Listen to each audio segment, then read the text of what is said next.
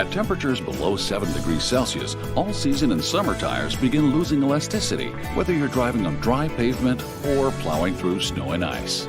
In these conditions, the rubber compound becomes stiff and less pliable.